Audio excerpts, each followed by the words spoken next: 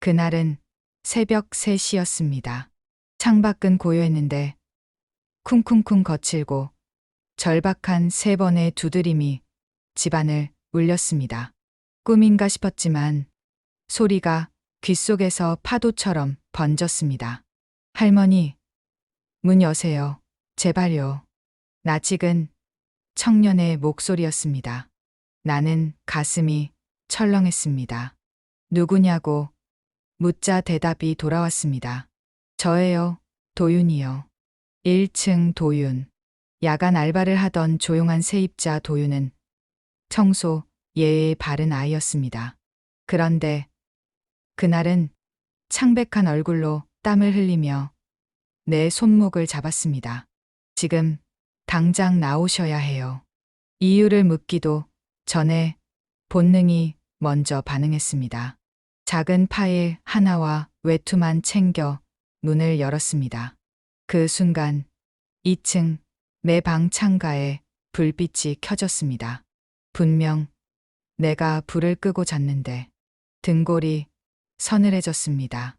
계단을 내려오며 나는 떨리는 손으로 슬리퍼를 신었습니다. 도윤의 얼굴에는 절박함이 가득했습니다. 그의 눈빛에서 거짓말을 찾을 수 없었습니다. 평소라면 이런 돌발 상황에 당황했을 텐데 이상하게도 마음 한편에서는 드디어라는 생각이 들었습니다. 지난 몇 달간 쌓여온 불안감이 마침내 현실로 드러나는 순간 같았습니다. 사실 나는 이미 알고 있었습니다. 아니, 적어도 예감하고 있었습니다. 아들 재석의 시선이 차가워진 것을, 며느리 다겸의 미소 뒤에 숨은 계산을, 그리고 집 안에서 느껴지는 미묘한 이상함들을. 하지만 인정하고 싶지 않았습니다. 내가 낳고 기른 아들이, 그리고 가족이라 불러온 사람들이 나를 해치려 할 리 없다고 믿고 싶었습니다. 지난주 화요일 저녁 다겸이 갑자기 찾아왔을 때도 그랬습니다. 평소 같으면 미리 전화를 했을 텐데 그날은 아무 예고 없이 나타났습니다. 그리고는 집 안 이곳저곳을 둘러보며 어머님, 여기 계단 난간이 좀 흔들리네요 라고 말했습니다. 나는 그저 오래된 집이라 그래 라고 대답했지만 그의 시선이 이상했습니다. 마치 무언가를 확인하는 듯한 눈빛이었습니다. 그 다음 날부터 집 안에서 이상한 일들이 일어나기 시작했습니다. 내가 분명히 잠근 창문이 열려 있거나 켜놓지 않은 전등이 켜져 있거나 심지어 내가 놓지 않은 곳에서 물건들이 발견되기도 했습니다. 처음엔 건망증 때문이라고 생각했습니다. 나이가 들면서 기억력이 떨어지는 것은 자연스러운 일이니까요. 하지만 점점 횟수가 늘어나면서 불안감이 커졌습니다. 특히 약을 먹을 때마다 느끼는 이상함은 무시할 수 없었습니다. 몇 달 전부터 며느리가 새로운 병원을 소개해주며 거기서 약을 받아오라고 했습니다. 좋은 의사 선생님이시래요. 어머님 같은 분들 많이 보신다고 해요. 라는 말과 함께 말입니다. 그런데 그 약을 먹기 시작한 후부터 몸이 이상해졌습니다. 어지럽고 메스꺼웠으며 무엇보다 잠을 제대로 잘 수 없었습니다. 깊이 잠들었다가도 한밤중에 문득 깨어나곤 했습니다. 현관문을 열고 밖으로 나서는 순간 차가운 새벽 공기가 뺨을 때렸습니다. 그제야 정신이 번쩍 들었습니다. 내가 지금 무엇을 하고 있는 것일까요? 하지만 뒤를 돌아볼 수는 없었습니다. 도윤이 내 팔을 잡고 재촉했습니다. 빨리요, 할머니. 우리는 골목 끝으로 향했습니다. 뒤에서 누군가의 발소리가 들리는 것 같았지만 확실하지 않았습니다. 내 심장은 젊은 시절로 돌아간 듯 격렬하게 뛰고 있었습니다. 이렇게 뛰어본 게 언제였을까요? 남편이 병원에 실려갔던 그날 밤 이후 처음이었습니다. 우리는 뒷골목으로 달렸습니다. 새벽 공기가 뺨을 베고 고양이가 쓰레기통을 박차고 도망쳤습니다. 평범한 풍경인데 심장은 미친 듯 뛰고 있었습니다. 우리는 구석진 곳 모텔방으로 피신했습니다. 도윤이 전화를 걸며 낮게 속삭였습니다. 지금이요. 움직였어요. 그가 전화를 끊고 나를 보았습니다. 할머니, 위층에 올라간 사람들, 며느님과 아드님이었어요. 그리고 낯선 남자 한 명. 숨이 막혔습니다. 지난 몇 달의 퍼즐, 조각이 한꺼번에 떠올랐습니다. 집을 팔라는 압박, 요양원 이야기, 대출 권유, 그리고 차갑게 변해버린 아들의 눈빛. 도윤은 조심스럽게 녹음을 틀었습니다. 창문 잠금 장치. 느슨해. 넘어지면 자연사처럼 보여. 아들 재석의 목소리였습니다. 그 순간 다리가 풀려 주저앉을 뻔했습니다. 나는 고개를 떨구었습니다. 내가 낳고 길러낸 아들이 내 생명을 끊으려 한다니. 이런 일이 실제로 일어날 수 있는 것일까요? 할머니, 괜찮으세요? 도윤의 목소리가 멀게 들렸습니다. 나는 눈을 감고 깊게 숨을 들이마셨습니다. 그동안 느꼈던 모든 위기감이 헛것이 아니었다는 사실에 안도감과 공포가 동시에 밀려왔습니다. 내 직감이 옳았습니다. 하지만 그 직감이 옳다는 것이 이렇게 끔찍할 줄은 몰랐습니다. 언제부터 알았니? 나는 떨리는 목소리로 물었습니다. 일주일 전부터요. 처음엔 그냥 수상하다고 생각했는데 며칠 전 밤에 계단에서 대화를 엿들었어요. 그리고 오늘 밤 실제로 움직이는 걸 봤고요. 도윤이 자세히 들려준 이야기는 충격적이었습니다. 그는 야간 알바를 마치고 돌아오는 길에 우연히 그들의 계획을 엿들었다고 했습니다. 처음에는 설마 했지만 며칠 더 관찰해 보니 모든 것이 계획적이었다는 것을 알 수 있었습니다. 며느님이 주도하시는 것 같았어요. 아드님은 좀 망설이시는 것 같았지만요. 도윤의 말을 들으며 나는 복잡한 감정에 휘말렸습니다. 고마움과 배신감, 두려움과 분노가 뒤섞였습니다. 내가 믿었던 가족이 나를 해치려 하고 남처럼 지냈던 세입자가 나를 구해주려 한다니. 세상이 뒤바뀐 기분이었습니다. 도윤아, 나는 그의 손을 잡았습니다. 고맙다. 정말 고맙다. 내가 아니었다면 나는 말을 잇지 못했습니다. 만약 도윤이 눈치채지 못했다면 지금쯤 나는 어떻게 되었을까요? 창문에서 떨어져 죽었거나 아니면 의식을 잃은 채 누워 있었을지도 모릅니다. 그 순간 눈물이 터져 나왔습니다. 오랫동안 혼자였다고 생각했는데 누군가 나를 지켜보고 있었다는 것이 고마웠습니다. 동시에 내 아들이 아닌 남의 아들이 나를 구해준다는 현실이 슬펐습니다. 도윤은 당황한 듯 휴지를 건네며 말했습니다. 할머니, 울지 마세요. 이제 안전해요. 증거도 충분해요. 모텔 로비의 형광등 아래서 도윤은 단단한 얼굴로 말했습니다. 며칠 전부터 수상했어요. 현관 센서 위에 분말, 창문 잠금 핀 변형 누군가 치밀하게 준비했더군요. 며느님, 보험 설계사 맞죠? 최근에 전 남편들 보험금 기록을 확인했어요. 3명이나 자연사로 위장돼 있더군요. 나는 온몸이 얼어붙었습니다. 내가 의지하고 싶던 며느리, 항상 단정한 옷차림, 부드러운 말투, 사회적으로 성공한 여성의 모습. 하지만 그 모든 것이 가면이었습니다. 3명의 전 남편, 모두 자연사, 우연일이 없었습니다. 선우는 이미 숙련된 살인자였고, 이제 나를 매번째 타깃으로 삼은 것입니다. 아들 재석이는 그저 도구였을 수도 있습니다.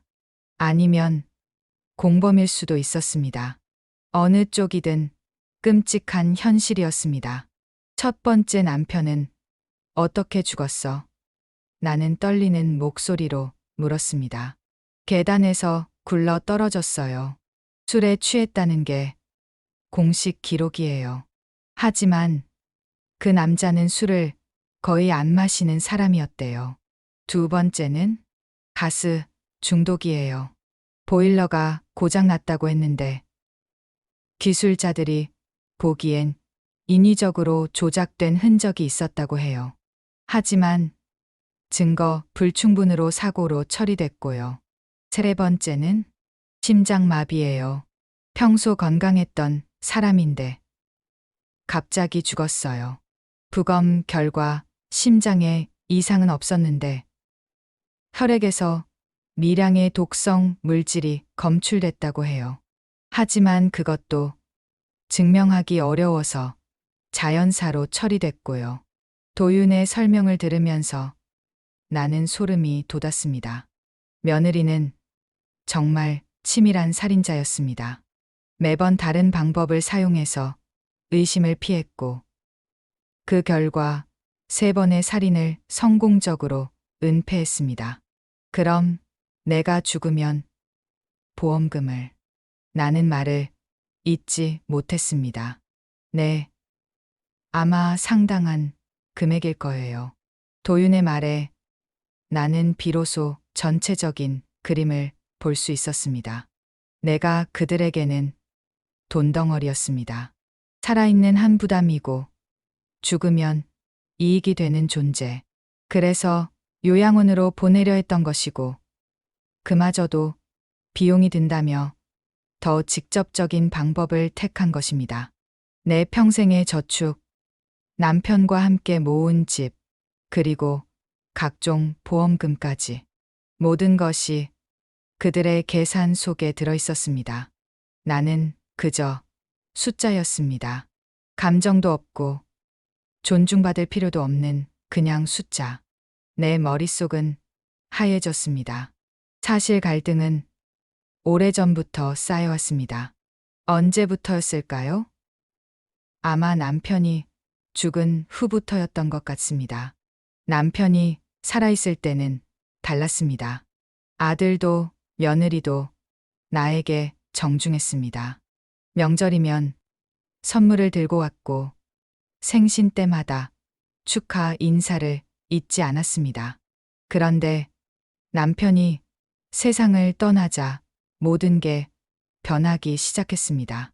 처음에는 서서히 변했습니다. 전화 횟수가 줄어들고 만날 때마다 시간에 쫓기는 듯 행동했습니다. 그리고 점점 노골적으로 변했습니다. 내 의견을 무시하고 내가 하는 일들을 구식이라고 비하했습니다. 가을 제사상에서 며느리가 말했습니다. 어머님, 요즘 이런 제사 안 지내요. 비효율이에요. 그리고 SNS에 구식 의례 때문에 시간 다 날렸다는 글을 올렸습니다. 그때 나는 억지로 웃으며 그래도 조상님께 예를 다해야지라고 말했지만 며느리의 표정에서 짜증을 숨기지 못하는 모습을 봤습니다. 그 순간부터 뭔가 어긋나기 시작했습니다. 내가 소중하게 여기는 것들이 그에게는 비효율이고 구식이었습니다. 나이든 어머니의 고집으로만 여기고 있었습니다. 사실 제사를 지내는 것은 단순히 조상을 위한 일이 아니었습니다. 나에게는 남편과의 추억을 되새기고 가족이 한자리에 모이는 소중한 시간이었습니다. 하지만 다겸에게는 그저 시간 낭비일 뿐이었습니다. 그 차이를 인정하고 싶지 않았지만 점점 분명해지고 있었습니다. 제사상을 차리면서도 아들은 계속 불평했습니다. 이런 음식들 해봐야 누가 먹어요? 돈만 버려지고. 그 말을 들으면서 나는 서글펐습니다. 정성껏 준비한 음식들이 그저 버려지는 돈으로만 보인다니요. 겨울에는 내 약 봉투가 낯설게 바뀌어 있었습니다. 같은 성분이에요. 라는 말은 끝내 믿을 수 없었습니다. 몸이 이상해졌습니다. 어지럼증이 심해지고 밤에 잠을 이루지 못했습니다. 무엇보다 기억이 흐릿해지기 시작했습니다. 어제 먹은 음식도 며칠 전에 만난 사람도 잘 기억나지 않았습니다. 어머님, 기억력이 많이 떨어지신 것 같네요. 나는 섬뜩했습니다. 마치 그것을 기대하고 있었던 것처럼 들렸습니다. 병원에 가고 싶다고 했을 때 다겸은 그냥 감기약이에요. 며칠 더 드세요라고 했습니다. 하지만 내 몸의 신호는 분명했습니다. 뭔가 잘못되고 있었습니다. 그때부터 나는 약을 몰래 버리기 시작했습니다. 의심하고 싶지 않았지만 몸의 신호를 무시할 수 없었습니다. 약을 끊자 컨디션이 나아졌습니다. 그것만으로도 충분히 의심스러웠습니다. 며느리가 나에게 해로운 약을 주고 있었다는 것을. 하지만 그때까지도 나는 확신할 수 없었습니다. 혹시 내가 예민하게 반응하는 것은 아닐까요? 혹시 나이가 들어서 의심이 많아진 것은 아닐까요? 그런 생각들이 머릿속을 맴돌았습니다. 봄에는 요양원 팜플렛을 내밀며 집을 팔라 했습니다. 내가 거절하자 며칠 뒤 권한위임서 접수 오류라는 문자가 왔습니다. 어머님, 요즘 혼자 사는 어르신들 사고 많이 나요. 요양원이 안전해요. 며느리의 목소리는 달콤했지만 그 속에 차가운 계산이 숨어 있다는 걸 느꼈습니다. 나는 집을 팔고 싶지 않았습니다. 이 집은 남편과 함께 평생 모아서 나련한 우리만의 공간이었습니다. 여기서 아이들을 키웠고 남편을 떠나보냈습니다. 추억이 벽 곳곳에 스며 있는 이곳을 떠나고 싶지 않았습니다. 하지만 그들은 내 마음을 이해하려 하지 않았습니다. 오히려 고집이라고 치부해버렸습니다. 그리고 권한위임서까지 몰래 처리하려 했다니요. 내가 아직 멀쩡한 정신으로 살아있는데도 말입니다. 권한위임서가 뭐니? 나는 다겸에게 물었습니다. 아, 그냥 절차상 필요한 서류예요. 어머님이 몸이 안 좋으실 때를 대비해서. 내가 언제 몸이 안 좋다고 했니? 그때 다겸의 눈빛이 흔들렸습니다. 뭔가 숨기고 있다는 걸 직감했습니다. 하지만 그것이 무엇인지는 알 수 없었습니다. 나중에 알고 보니 그 권한위임서는 내 재산을 처분할 수 있는 권한을 주는 것이었습니다. 만약 그 서류가 처리되었다면 내가 원하지 않아도 집을 팔 수 있었을 것입니다. 그리고 그 돈은 모두 그들 차지가 되었을 것입니다. 그 모든 조각들이 맞춰지고 있었습니다. 갈등이 아니라 각본이었습니다. 내 죽음을 사고로 꾸밀 각본. 다음 날 오전에 저는 도윤이와 함께 경찰서로 가서 모든 사실을 말했습니다. 경찰과 함께 더욱 확실한 증거를 잡기 위한 계획을 세웠습니다. 오후에는 집에 돌아왔습니다. 현관 센서가 깜빡이고 부엌 환풍기가 켜져 있었습니다. 누군가 다녀간 흔적이었습니다. 집 안이 미묘하게 달라져 있었습니다. 거실, 소파, 쿠션의 위치, 주방 서랍의 개폐 상태, 심지어 화장실 변기 뚜껑까지. 누군가 내 집을 뒤지고 갔다는 것이 명백했습니다. 무엇을 찾았을까요? 아니면 무엇을 설치했을까요? 나는 도윤이 알려준 대로 집 안 곳곳을 점검했습니다. 계단 난간에 나사가 헐거워져 있었고, 침실 창문의 잠금 장치도 변형되어 있었습니다. 그들은 내 사고사를 연출하기 위해 치밀하게 준비하고 있었습니다. 거실, 테이블 아래에는 작은 카메라 같은 것도 발견했습니다. 내 일상을 감시하고 있었던 것입니다. 언제부터였을까요? 혹시 내가 약을 버리는 것도, 의심스러워하는 것도 다 알고 있었을까요? 화장실, 의약품 상자도 뒤져진 흔적이 있었습니다. 내가 복용하는 약들을 확인했을 것입니다. 모든 것이 계획적이고 치밀했습니다. 이것은 우발적인 범죄가 아니었습니다. 오랜 시간에 걸쳐 준비된 완전 범죄였습니다. 며칠 후 아들과 며느리가 찾아왔습니다. 며느리는 부드러운 미소로 음료병을 내밀었습니다. 어머님, 홍삼이에요. 기력 보충하세요. 병 뚜껑은 새 것 같았지만 미세한 흠집이 있었습니다. 이미 한 번 열었다가 다시 닫은 흔적이었습니다. 내 몸이 긴장했습니다. 저 안에는 무엇이 들어있을까요? 독 아니면 수면제. 그 순간 나는 다겸의 얼굴을 자세히 봤습니다. 고맙구나. 그런데 식약처 인증번호는 있니? 내 질문에 다겸의 눈이 흔들렸습니다. 예상치 못한 질문이었을 것입니다. 평소에 나라면 그냥 고맙다며 받아 마셨을 텐데. 재석이는 차갑게 잔을 밀며 말했습니다. 엄마, 그냥 드세요. 엄마라는 호칭이 이상했습니다. 평소에는 어머님이라고 했는데 그 순간 나는 재석이의 진짜 모습을 봤습니다. 가면을 벗은 차가운 얼굴, 감정이 없는 눈빛. 이미 나를 죽은 사람으로 여기고 있었습니다.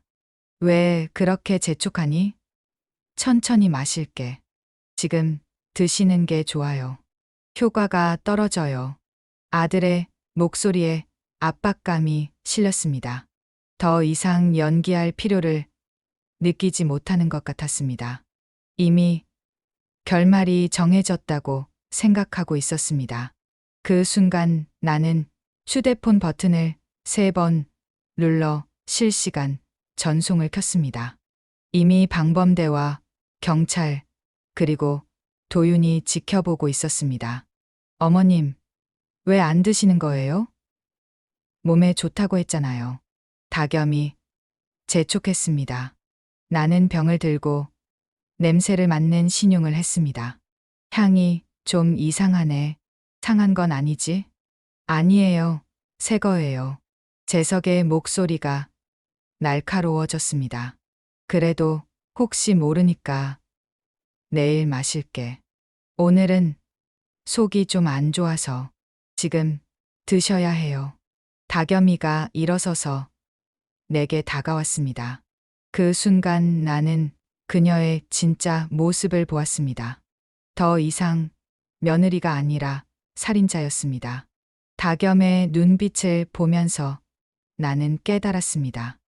이 여자는 감정이 없습니다. 죄책감도 망설임도 없습니다.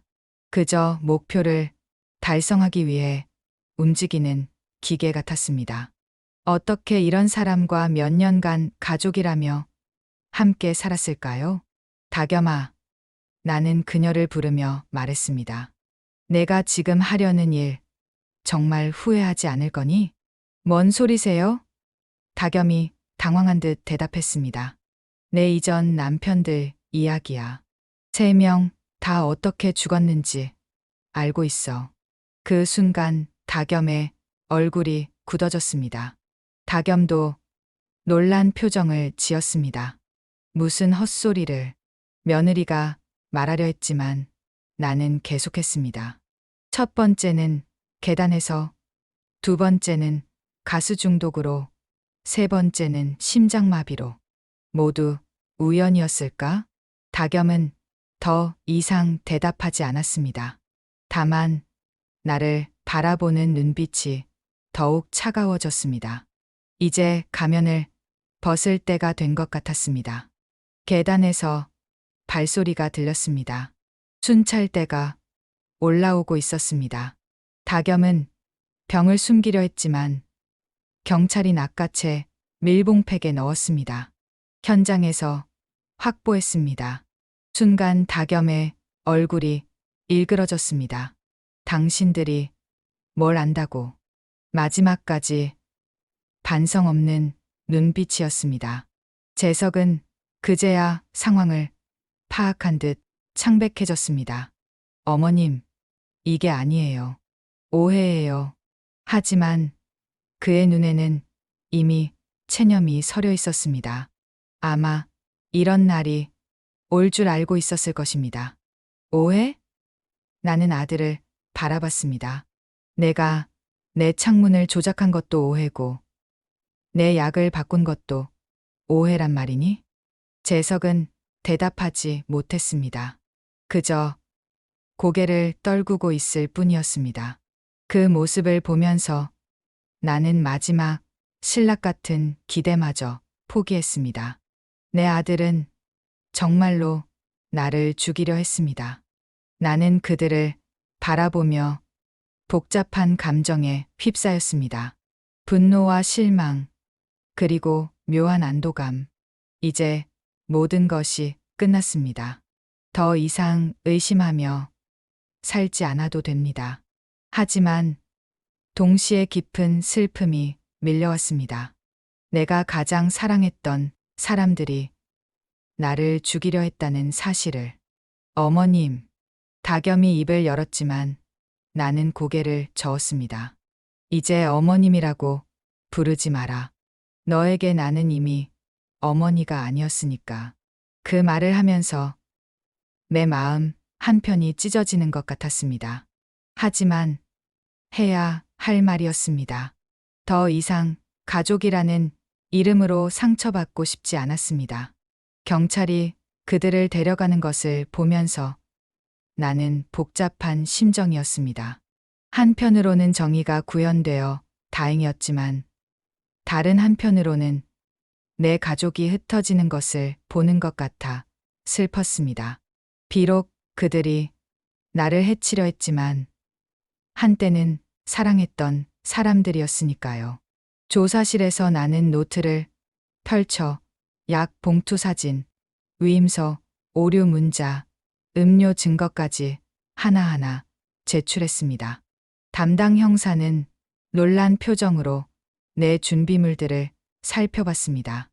이 모든 걸 언제부터 준비하신 거예요? 처음엔 그냥 불안해서 기록해뒀어요. 나중에 도윤이가 도와줘서 정리한 거고요.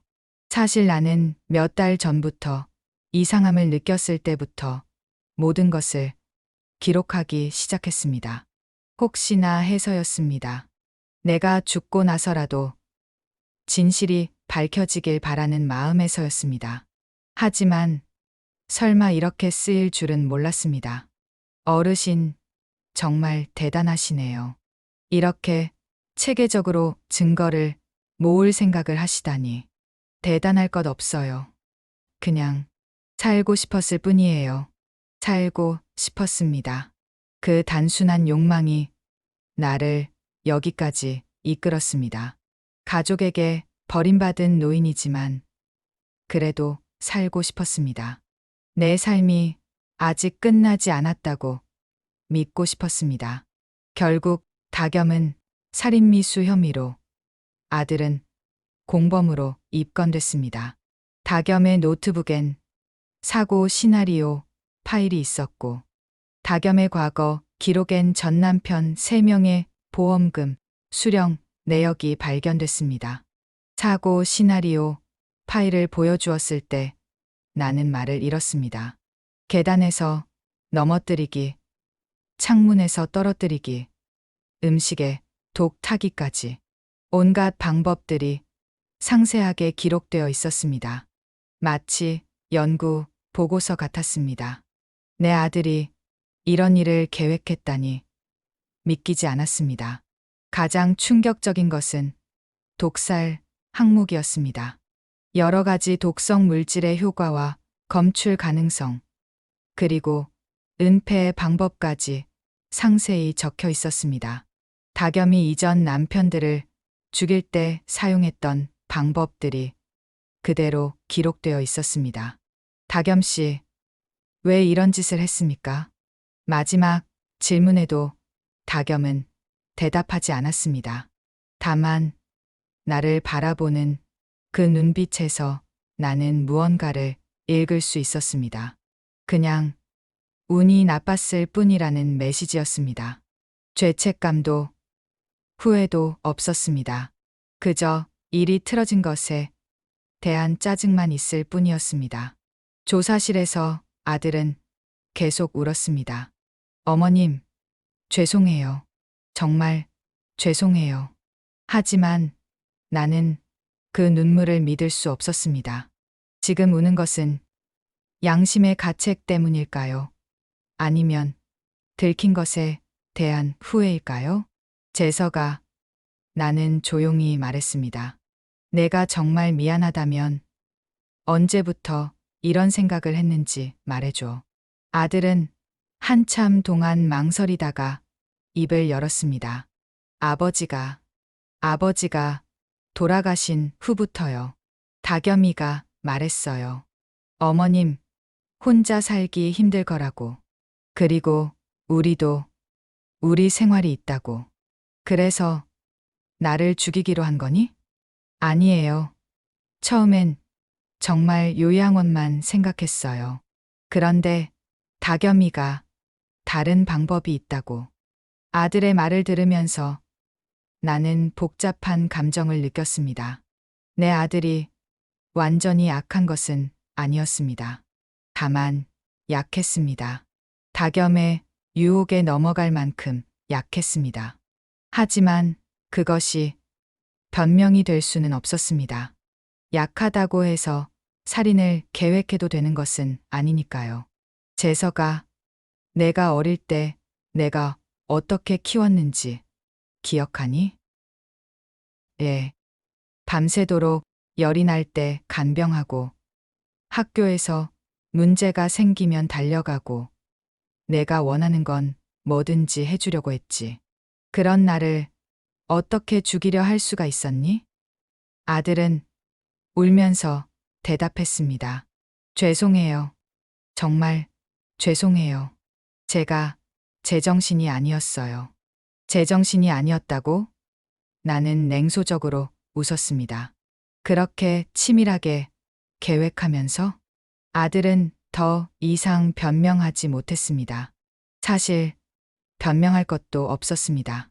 그는 자신의 욕심을 위해 어머니를 죽이려 했습니다.